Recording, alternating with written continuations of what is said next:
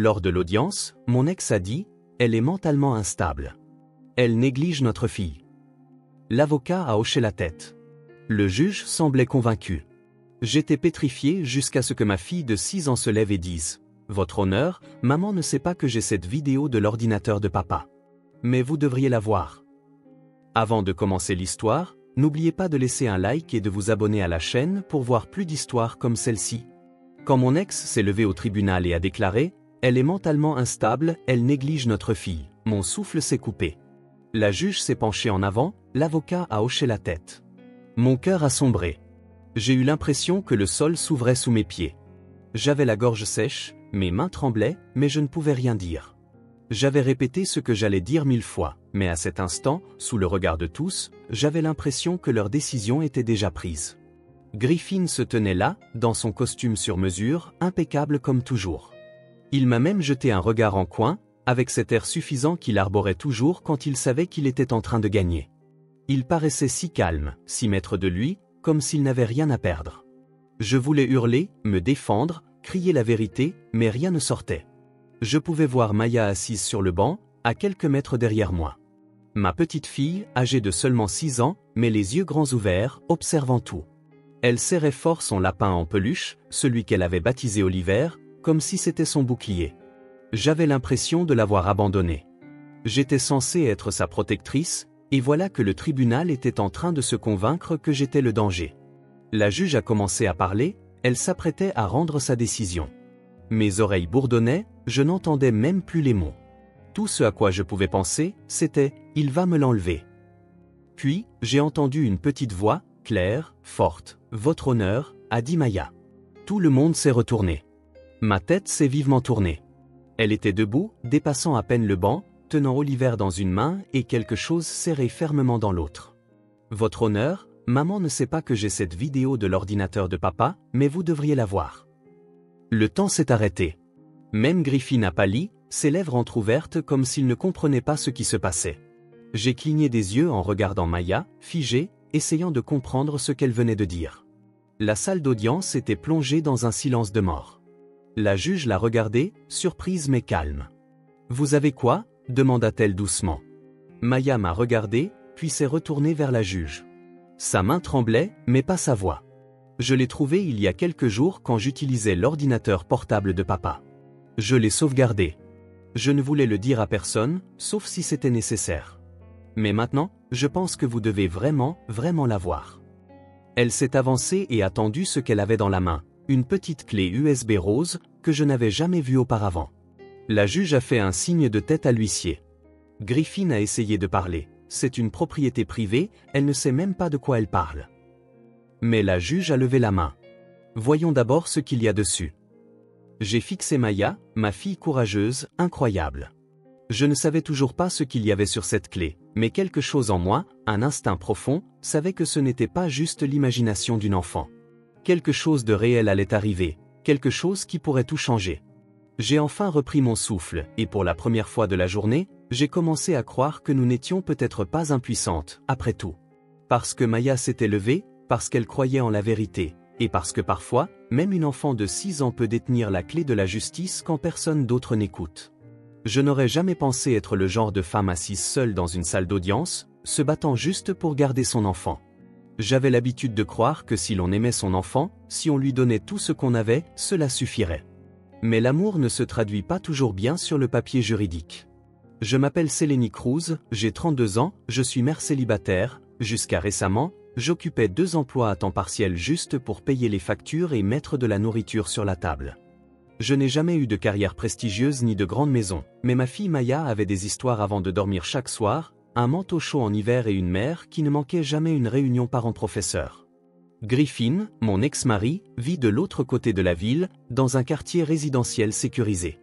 Il possède une agence immobilière prospère et il s'assure que tout le monde le sache. Quand nous nous sommes rencontrés, j'avais la petite vingtaine et je pensais que confiance en soi rimait avec gentillesse. Il m'a fallu des années pour comprendre la différence.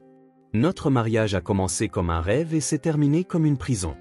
Il ne frappait pas, il ne criait pas en public, mais en privé, c'était une manipulation psychologique constante, un contrôle incessant. Il critiquait ma cuisine, mes vêtements, ma façon d'être mère. Il lisait mes SMS, me questionnait quand je rentrais tard du travail, levait les yeux au ciel chaque fois que je pleurais. Quand j'ai accouché de Maya, j'ai souffert d'une dépression postpartum si sévère que je pouvais à peine sortir du lit. Il m'a dit que j'étais brisée. Il a dit que j'étais faible, ingrate, une ratée. Je suis partie quand Maya avait 4 ans. Cela m'a demandé toutes mes forces. J'ai fait une valise et j'ai emménagé dans un appartement délabré avec de la peinture écaillée et un robinet qui fuyait, mais cela ressemblait à la liberté. J'ai trouvé un emploi de réceptionniste dans une clinique dentaire pendant la journée et je nettoyais des bureaux la nuit. Ma sœur, Lana, m'aidait à garder Maya chaque fois que je travaillais tard. Ma mère, Marabelle, qui vit en Floride, m'appelait tous les jours pour m'encourager, parfois juste pour me rappeler de manger. Elles étaient mes bouées de sauvetage. Griffin a obtenu un droit de visite. Au début, j'ai essayé de faire en sorte que ça fonctionne. Je souriais, les dents serrées, lors des échanges sur le parking. Je disais à Maya, ton père t'aime, même quand elle revenait silencieuse et renfermée. Mais la façon dont elle s'accrochait à moi après coup me disait que quoi qu'ils disent derrière des portes closes, ce n'était pas de l'amour. L'automne dernier, Griffin a demandé la garde exclusive. Il a prétendu que j'étais mentalement instable, que je créais un environnement dangereux, que je négligeais Maya. C'était comme être poignardé par un mensonge que je ne pouvais pas réfuter. Il a soumis des captures d'écran de vieux textos que j'avais envoyés à ma sœur pendant mes pires jours, déformés pour me faire paraître instable. Il a dit au tribunal que je laissais Maya seule la nuit. Cela n'est jamais arrivé. Lana restait toujours quand je travaillais tard, mais Griffin savait comment déformer la vérité juste assez pour rendre le doute crédible. J'ai engagé le meilleur avocat que je pouvais me permettre, ce qui n'était pas grand-chose. J'ai rassemblé les bulletins scolaires, les notes du pédiatre, même des lettres de mes voisins disant qu'ils n'avaient vu que de l'amour dans notre foyer. Mais je savais comment cela paraissait. Il avait l'argent, la présentation, le récit. Je n'avais que la vérité et une voix fatiguée de lutter pour survivre. La veille de l'audience, j'étais assise avec Maya à la table de la cuisine. Elle a dessiné une image de nous tenant la main sous un arc-en-ciel. Je lui ai demandé comment elle se sentait pour le lendemain. Elle a dit, « Je me sens en sécurité avec toi, maman. » C'est tout ce que je veux dire à la juge. Je l'ai serrée si fort qu'elle a couiné. Je ne savais pas qu'elle préparait déjà quelque chose de plus. Ce matin-là, j'ai enfilé mon meilleur blazer, celui qui ne m'allait plus tout à fait après que le stress m'ait fait perdre du poids. J'ai attaché mes cheveux en arrière, je me suis regardé dans le miroir et je me suis dit que je pouvais le faire. Mais rien ne m'avait préparé à la façon dont les mots de Griffin allaient me frapper, prononcés à voix haute dans cette salle d'audience. Mentalement instable, négligente. Les étiquettes résonnaient. J'étais assise là, sentant que la vérité n'avait pas d'importance, comme si j'étais déjà invisible, comme si, peu importe à quel point je m'étais battu, il allait gagner. Mais ma fille regardait, et elle n'allait pas laisser faire ça. Le palais de justice sentait le vieux papier et le métal froid. Les bancs étaient durs, l'air sec, et tout à l'intérieur semblait conçu pour rabaisser les gens. J'étais assise à côté de mon avocate, Maître Jensen, une femme à la voix douce, aux yeux fatigués et au ton pragmatique. Elle avait examiné chaque document que je lui avais donné, mais je sentais que même elle était nerveuse. Griffin est entré avec son avocat, Maître Raymond Hill. Il était tout ce à quoi je m'attendais, costume impeccable, mallette coûteuse et un regard qui disait qu'il avait l'habitude de gagner. Griffin lui a fait un signe de tête comme s'ils étaient de vieux amis. Quand il m'a vu, il n'a pas souri, mais il n'en avait pas besoin. Son silence était suffisamment suffisant. Maya était assise derrière moi avec ma sœur Lana. Elle portait sa robe à tournesol préférée et tenait Oliver, le lapin en peluche, sous son bras. Ses jambes n'atteignaient pas le sol, alors elle se balançait lentement d'avant en arrière. Elle n'a pas dit grand-chose ce matin-là, mais elle m'a serré fort dans ses bras avant que nous n'entrions dans la salle d'audience. Je lui ai murmuré que, quoi qu'il arrive, je l'aimais plus que tout au monde. L'audience a commencé et j'ai senti mes mains trembler.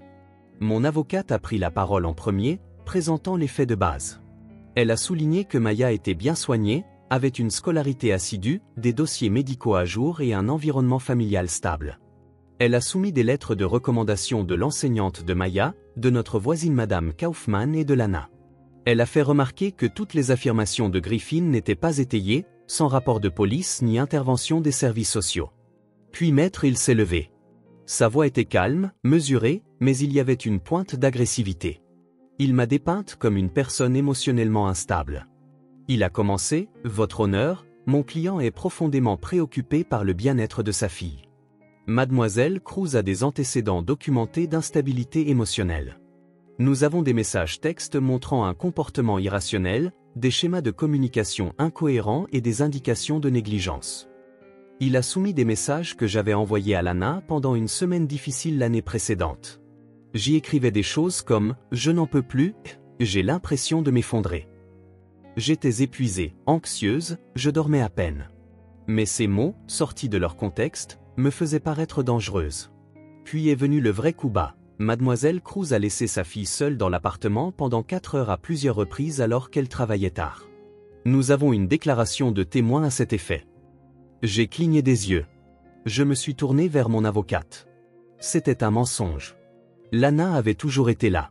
Je n'avais jamais laissé Maya seule, pas une seule fois. Maître Jensen a objecté, « Votre honneur, nous contestons l'exactitude de ce témoin et nous fournirons le témoignage de la sœur de Mademoiselle Cruz. » Mais la juge ne m'a pas regardé. Elle griffonnait déjà quelque chose sur son bloc-notes. Mon estomac s'est noué. Griffin était assis, les bras croisés, calme et serein. Il ne m'a pas regardé une seule fois. Il regardait la juge, de la même manière qu'il regardait ses clients, charmant, agréable, professionnel. Il avait perfectionné l'image du père inquiet, celui qui ne voulait que le meilleur, tout en me faisant passer pour instable et inapte. Je voulais crier, je voulais me lever et dire la vérité, mais au moment où j'ai ouvert la bouche, ma voix s'est brisée. Je pouvais sentir le poids de chaque fois qu'il m'avait dit que j'étais folle, chaque fois qu'il m'avait dit que personne ne me croirait. J'étais entré dans cette salle d'audience avec des faits, mais il y était entré avec une performance. Quand ce fut mon tour de parler, j'ai essayé de me ressaisir. J'ai expliqué les textos, j'ai expliqué les nuits où je travaillais et que Lana avait toujours été avec Maya. J'ai dit que les accusations étaient des mensonges destinés à me discréditer. J'ai dit à la juge que je n'avais jamais, pas une seule fois, mis ma fille en danger. Mais mes mots semblaient insignifiants. L'avocat de Griffin objectait souvent, forçant des pauses, donnant l'impression que je pataugeais. La juge posait peu de questions, son visage était illisible. À la fin, je sentais que la situation m'échappait. Maître Jensen s'est penché vers moi et a murmuré que nous devrions peut-être envisager un accord temporaire jusqu'à ce que nous puissions rassembler plus de preuves. J'ai senti l'air quitter mes poumons.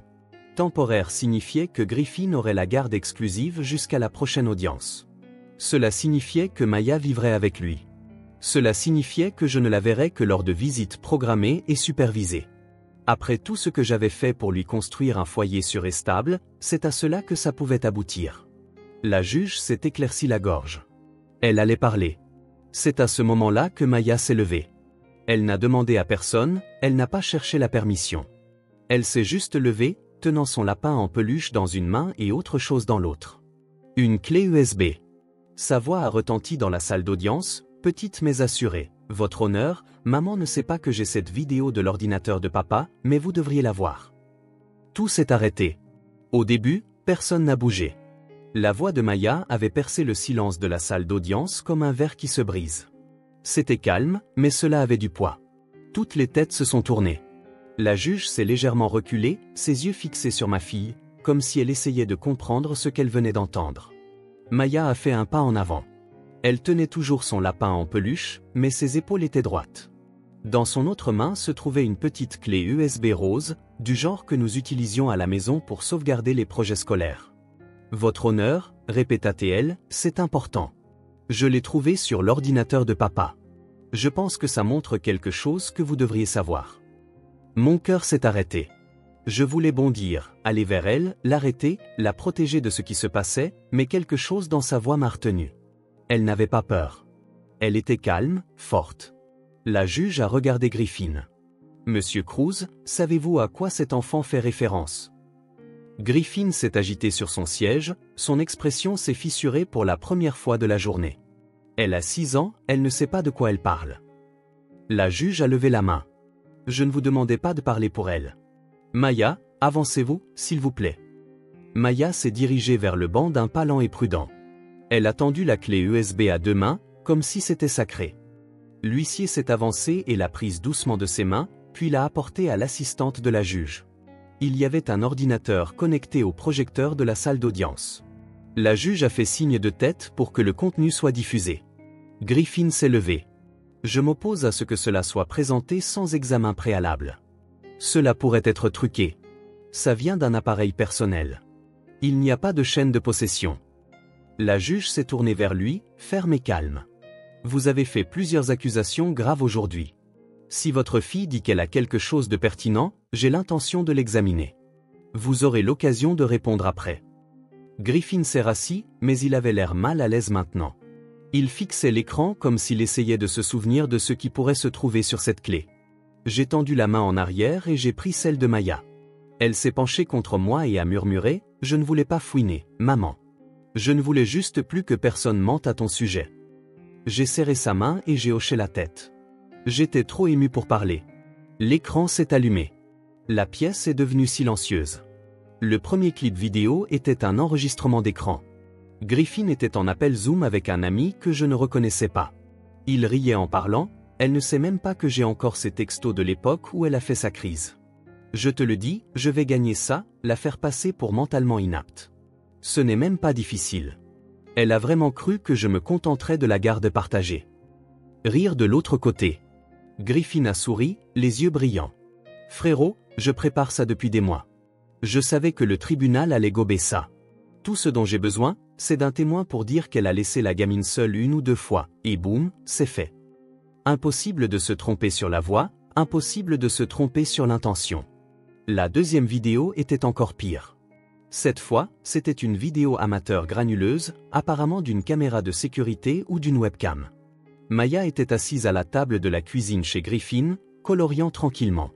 Il était à l'arrière-plan, au téléphone, faisant les 100 pas et criant « Je ne vais pas m'occuper de cette gamine maintenant », a-t-il lancé sèchement.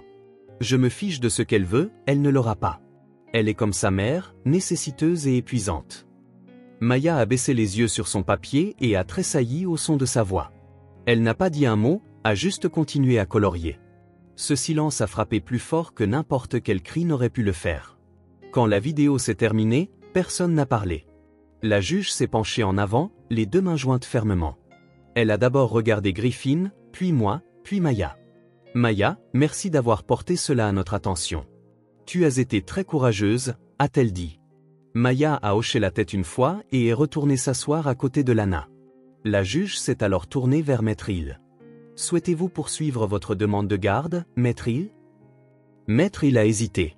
Votre honneur, je demande une suspension d'audience. La juge a secoué la tête. Demande rejetée. J'en ai assez vu pour aujourd'hui. Griffin ressemblait à un ballon qui avait été percé, vidé de son air, abasourdi. Son avocat lui a murmuré quelque chose avec urgence, mais il n'a pas répondu. J'étais assise, figée, tenant toujours la main de Maya. La juge a repris la parole. Avec effet immédiat, je suspends les droits de garde de M. Cruz en attendant une enquête formelle. La garde exclusive temporaire est accordée à Mademoiselle Cruz. Toute visite ultérieure nécessitera un superviseur désigné par le tribunal. J'ai expiré un souffle que je ne réalisais pas que je retenais. Ce n'était pas fini, mais le vent avait tourné. Tout cela parce que ma fille s'était levée et avait dit la vérité. La salle d'audience était toujours silencieuse. Personne ne bougeait, ni les avocats, ni la juge, ni même Griffin. L'air semblait plus lourd, chargé de cette tension que l'on ne ressent que dans les moments qui font trembler le sol sous vos pieds. J'étais assise, tenant la main de Maya, ne sachant toujours pas si ce qui venait de se passer était réel. La clé USB, les vidéos, la décision de la juge. C'était comme si mon monde s'était fissuré, mais au lieu de s'effondrer, la lumière y avait pénétré. Griffin n'a pas dit un mot. Pour la première fois depuis que je le connaissais, il n'avait aucune réfutation, aucun regard suffisant, aucune déformation des mots. Le masque était tombé et tout le monde avait vu le visage qui se cachait derrière. Son avocat a essayé de parler, a tenté de sauver quelque chose, mais la juge l'a écarté d'un ferme mouvement de tête. Cette affaire ne concerne plus seulement la garde, a-t-elle dit. Elle concerne la conduite, la manipulation et un préjudice émotionnel potentiel envers un mineur. Nous allons transmettre ce dossier pour un examen juridique plus approfondi. Mon avocate s'est penchée et a murmuré, « Nous avons gagné, du moins pour l'instant. » Je ne pensais pas à la victoire. Je regardais Maya. Elle était assise calmement à côté de Lana, Oliver blotti sur ses genoux, ses petites jambes se balançant à nouveau. Elle semblait plus légère, en quelque sorte, moins effrayée. Elle ne souriait pas, mais il y avait une paix dans son expression que je n'avais pas vue depuis des mois. La juge s'est adressée à la salle, je tiens à féliciter Maya pour son courage aujourd'hui. Il n'est pas facile pour un enfant de parler dans cet environnement. Ce qu'elle a partagé a changé la trajectoire de cette affaire et l'a peut-être protégée de préjudices supplémentaires. Elle m'a regardé directement, sa voix s'adoucissant juste assez pour redevenir humaine. Mademoiselle Cruz, j'espère que vous comprenez la gravité de la situation. Vous avez la garde exclusive temporaire jusqu'à nouvel examen. Des visites supervisées seront organisées par le tribunal. Un psychologue pour enfants sera désigné pour aider Maya pendant ce processus. Nous nous réunirons dans 30 jours pour un examen formel. J'ai hoché la tête. Ma voix n'était pas encore revenue. J'avais peur que si j'essayais de parler, je pleurais, et je ne voulais pas m'effondrer ici, pas devant Griffin, pas devant Maya. La juge s'est levée. L'audience est levée. Le son du marteau frappant le banc a ramené la pièce à la réalité.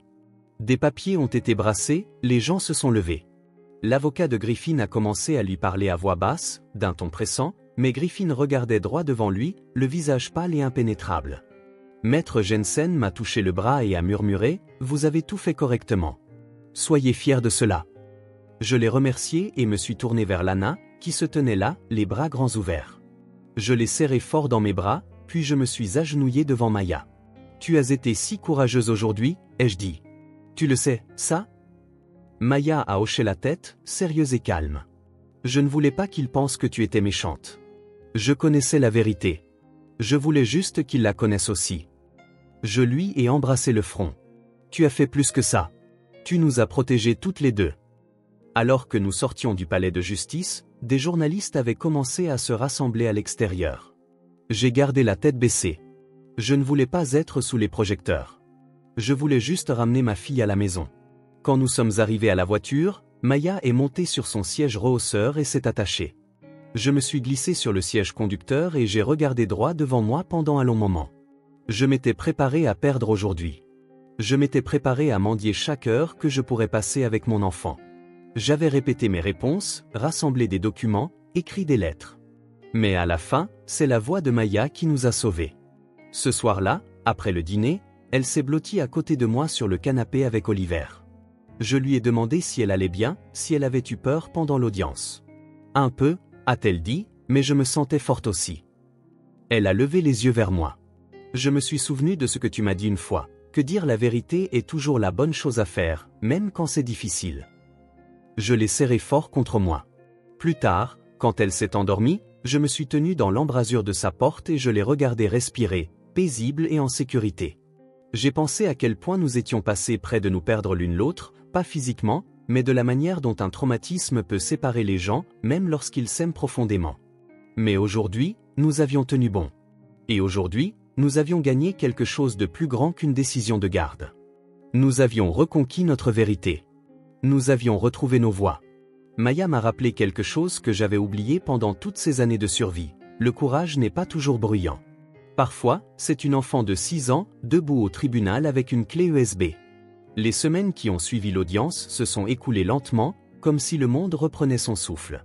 J'étais entré dans cette salle d'audience prête à perdre. Au lieu de cela, j'en suis sorti en tenant la main de ma fille et avec quelque chose de bien plus fort qu'une victoire juridique. J'en suis sorti avec ma voix retrouvée. Griffin ne nous a pas contactés. Le tribunal a émis une ordonnance de protection interdisant toute communication non supervisée pendant l'enquête.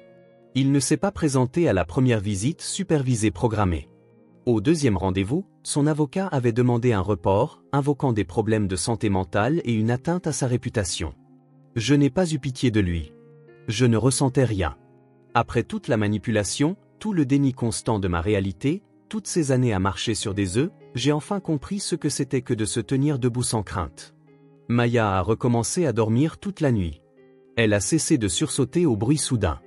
Elle s'est remise à chanter sous la douche, à fredonner en coloriant, à lire des livres à voix haute avec des voix amusantes, comme avant. Ses dessins remplissaient le réfrigérateur.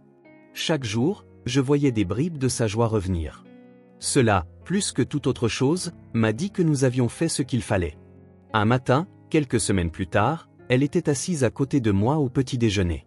Je préparais son déjeuner et elle finissait ses céréales quand elle a levé les yeux et a demandé « Tu penses que papa est fâché contre moi ?» Je me suis agenouillé à côté d'elle. « Non, ma chérie.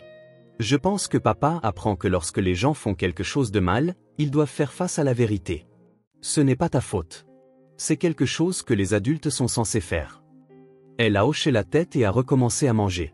C'est à ce moment-là que j'ai réalisé à quel point le fardeau avait été lourd pour elle. Pour une enfant de 6 ans, porter ce genre de secret, sentir que l'issue d'un procès dépendait d'une vidéo qu'elle avait trouvée, c'était plus de responsabilité qu'aucun enfant ne devrait jamais avoir. Mais d'une manière ou d'une autre, elle l'avait porté avec grâce et force. J'ai commencé une thérapie la semaine après l'audience. J'avais passé si longtemps en mode survie que je ne savais même plus comment me sentir en sécurité. Ma thérapeute m'a dit que le traumatisme ne vient pas seulement de la violence, il vient aussi du silence, des années à ne pas être cru, à douter de sa propre mémoire parce que quelqu'un vous l'a appris. Elle a dit que j'avais été si complètement manipulé que j'avais commencé à me rétrécir à l'intérieur de ma propre vie. Mais je ne rétrécissais plus. Je grandissais.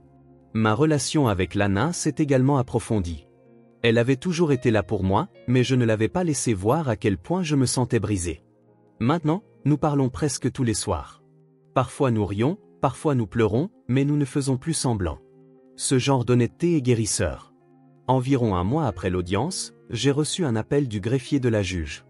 L'équipe juridique de Griffin avait retiré sa requête de garde exclusive. Aucune autre audience n'était prévue. L'enquête sur son comportement était en cours, mais pour l'instant, j'avais la garde exclusive de Maya, et rien n'indiquait qu'il la contesterait à nouveau. Je suis resté dans mon salon, tenant le téléphone, abasourdi. Je n'ai pas applaudi, ni sauté, ni pleuré. Je suis juste resté là, respirant lentement, pleinement. Ce soir-là, j'ai préparé à Maya son dîner préféré, des nuggets de poulet en forme de dinosaure, du macaroni au fromage et des fraises à la crème fouettée. Nous avons allumé des bougies, juste parce que cela ressemblait à une célébration. Et quand elle a demandé pourquoi, je lui ai dit, parce que nous sommes en sécurité. Avant d'aller au lit, elle a sorti une feuille de papier de son sac à dos. C'était un dessin qu'elle avait fait à l'école, nous deux, nous tenant la main, devant une maison avec des tournesols devant. Au-dessus de nos têtes, il y avait les mots « Maman et moi avons été courageuses ». Je l'ai serrée si fort qu'elle a couiné. Puis je lui ai embrassé le front et j'ai murmuré « Tu nous as sauvés ». Je n'oublierai jamais ça. Allongé dans mon lit plus tard cette nuit-là, j'ai fixé le plafond et j'ai pensé à tout ce que nous avions traversé. J'ai pensé à quel point j'avais failli croire que j'étais ce que Griffin disait que j'étais, instable, inapte, faible. Mais la vérité avait survécu, et ma fille l'avait portée jusqu'à la ligne d'arrivée. Cette histoire ne parle pas seulement d'une salle d'audience ou d'une bataille pour la garde. Elle parle de la facilité avec laquelle on fait douter les femmes d'elles-mêmes, de la rapidité avec laquelle la vérité est enterrée sous le pouvoir et la présentation. Mais elle parle aussi de résilience, de la force tranquille d'une petite fille qui a vu clair dans les mensonges et qui a parlé quand c'était le plus important. Je me demandais autrefois si ma voix suffisait. Maintenant, je sais qu'elle suffit. Et la sienne aussi. Notre histoire ne s'est pas terminée dans cette salle d'audience. C'est là qu'elle a commencé.